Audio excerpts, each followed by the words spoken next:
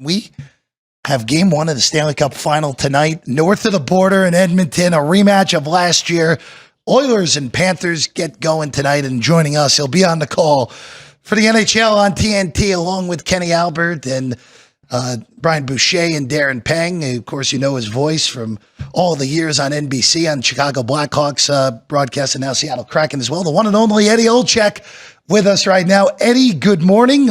Barely still morning up in Edmonton. Thanks for being with us here today. No problem, Jeff. Alex, nice to be with both of you, and say hi to Ryan for me. And yeah, I mean, it's the excitement level up here in Edmonton is it's off the charts. It's the excitement level, the matchup, the rematch. Both these teams knowing each other extremely well. I think both teams, both sides have said, Jeff, that they feel the other team, the opponent that they're playing, is better than they were last year. So that's a compliment to management and the changes that have been made here. So I'm expecting a long series. You obviously have the best player in the world in Connor McDavid, with the Edmonton Oilers. So, I mean, he seems like he is in a zone where there's only one thing that he wants to do, and that is win the Stanley Cup. So that's obviously a scary proposition for the defending Stanley Cup champions. But for them, they're pretty loose. I had a great conversation with Matthew Tkachuk earlier this morning, and I think their team is loose. I think that they feel like they have no pressure on them. They feel like Edmonton has all the pressure on them, and we'll see how it all plays out. So game one tonight, and both these teams are coming off a few days off, which is not common in the NHL regular season, let alone in the playoffs. But I think overall, I think it'll be really good for for the series, so to speak, when it comes to travel and rest and teams ready to go on each and every night. So we'll see what happens here in game one in Edmonton. Eddie, I just want to piggyback on what you said in the middle of that both, when talking to both teams, like you said, they feel the opponent is better than they were a year ago. And both of us on the desk here agree with that. Where Florida, I mean, the trade for Brad Marchand, the depth has always been high-end in Florida these last few years. Edmonton, they're just deeper than they were a year ago. Just when you see a team for the Stanley Cup in the Stanley Cup Final for the second consecutive year, there should be a little bit familiarity, and there is. But how much does this being a rematch play into what this series looks like, Eddie? I mean, every year is different. Every situation is different. You could argue that Sergei Bobrovsky's playing better in goal now than he was last year. You could argue Stuart Skinner, found his game that he found last year during a long stretch of the playoffs. And the changeover, I think with Edmonton, to me, I did not give them much of a chance in these playoffs without Matthias Ekholm, their best defenseman. He didn't play. He played in the last game in round 3 against the Dallas Stars. Like, he was out, and I thought that was going to be an absolute that was going to be a tough pothole to be able to miss. He is such a good player, and he makes other players around him better. But they found a way. I give them credit. They found a way to get the job done without their best defenseman. And they've changed their back end. Bringing in a guy like John Klingberg. Bringing in a guy like Jake Wallman, two guys that can beat somebody in their own zone, make a play, and get the puck up to their forwards. And I think that's where their greatest improvement has been, is that they're not defending as much because they have players to skate themselves out of trouble. And then most importantly, they're able to make the play up to their forwards or transport the puck themselves. And I think that that's where Florida's forecheck is. They haven't seen, I don't believe, a defense so far yet in these playoffs that has the ability to be able to make plays exiting out of the zone. So to catch them in between their forecheck, because that's where Florida wants to play. They want to play below the top of the circle, below the goal line, and play along the board. So I just think that both these teams are different. I think they're both better, and they're relatively healthy. Now look, at Edmonton is without Zach Hyman. Mm-hmm. I give Florida a slight edge. I know you both didn't ask me, but I give Florida a slight edge just because they've done it and they're the defending Stanley Cup champions. Losing Zach Hyman helps me think like that, because I think Zach Hyman is one of those players that touches every part of your game. And oh, by the way, he's not afraid to run people through the end boards and play that hard-nosed type of hockey that Florida likes to play. So that's not, he's not going to be there. So somebody else has got to step up, whether that's Evander Kane or Corey Perry, somebody in that ilk. But I think that both of these teams know they're good and know they deserve to be here, and both have faced adversity. I mean, think about it. Think about if you're a fan of the LA Kings or the Toronto Maple Leafs. Mm-hmm. Let's start off with LA. Round one, the LA Kings had a 2-0 series lead going back to Edmonton for Game 3. They had a 4-3 lead going in to the third period of Game 3. They gave up 4 goals in that third period and lost whatever the math is, 7-4 in that Game 3. They had a lead in Game 4 in Edmonton. They turned the puck over. They end up losing Game 4, and since that point, Edmonton has not looked back. So give Edmonton credit. They were over a barrel. LA had them, and Edmonton won that series. Now, you want to say LA give it to them? I wouldn't dispute that at all. Look at Florida, round 2 against Toronto. They lost the first 2 games in Toronto. They were down 3-1 in the second period of Game 3, looking to go down 3-0 to Toronto. What did they do? They came back. They took the lead. Toronto tied it late, and then Brad Marchand, who you mentioned earlier, Jeff, scores the overtime winner. And since that point, Florida has not looked back. And where are they?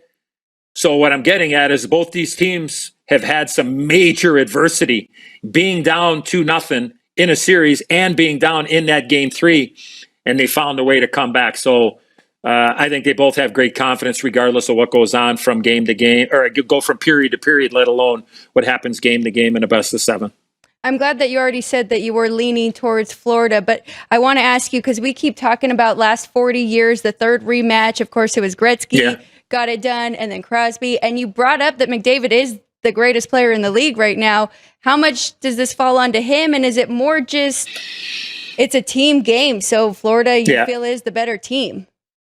Yeah, I think, Alex, there's obviously great pressure, and Connor McDavid, obviously, I mean, it's just like every player. But I mean, when you've been the face of the league, not just the franchise, the face of the league for such a long time, and the expectations of being a number 1 overall pick, and you look at the numbers that he's putting up and the names that he's up there on these graphics that we'll put on TNT tonight, and just look at the players that have played, and just look at, he's going to the Hall of Fame. We all know that. And I think in order to get to that rare air, that rarefied air, you got to win. You got to find a way to get the job done. And he's got an opportunity to be able to do this. And look, I don't think it's anything outside the norm, but if Edmonton is going to win, you would have to think that Connor is going to be right in the middle of everything that they do.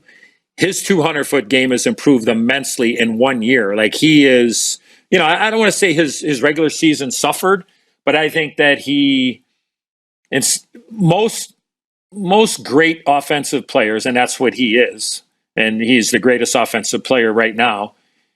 You err on the side of offense. You err on the side of aggression. I think he has been much more selective in the regular season, and I think that he has just been unbelievable in these playoffs as well. And a guy that has probably equaled him and maybe doesn't get the hype that maybe he should is his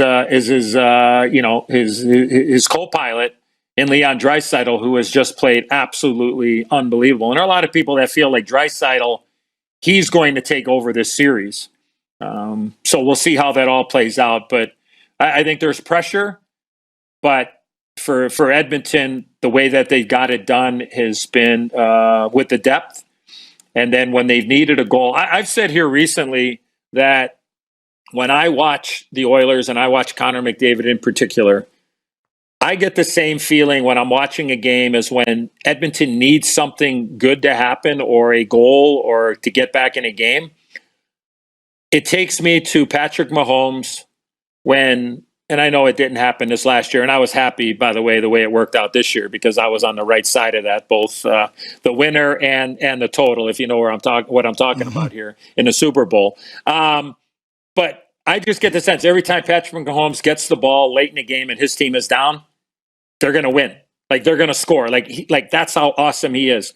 I got that same feeling when Michael Jordan came to Chicago, and you knew when Michael was playing for all the chips in the world. And I was lucky enough to come into Chicago back in 1984. I was the 3rd overall pick for my hometown team, the Blackhawks, in the 84 draft. And this is where the comparisons end with myself and Michael.